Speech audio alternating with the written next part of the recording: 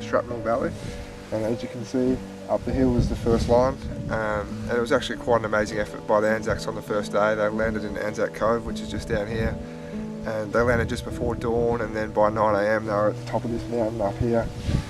We're sitting here at the Shrapnel Valley Cemetery where there was a lot of soldiers lost on the way up, and this was the place where the Anzacs stayed for the time while they weren't fighting on the front line. And it's amazing to think that they weren't safe even when they were sleeping. This is where they had to stay, and shrapnel was coming over the top, and that's why it's named Shrapnel Valley.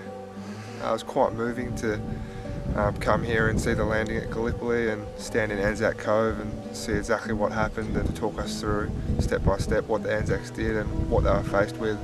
It's been a very moving experience. Always appreciated, obviously Anzac Day probably adds a little bit. During the last post I think it will mean a lot more during that minute silence. It's actually knowing what's going on here and having it explained to me and understanding more the meaning of what the troops went through. I think Anzac Day is just great for remembering and celebrating what these soldiers went through, and I've definitely got a greater understanding of that.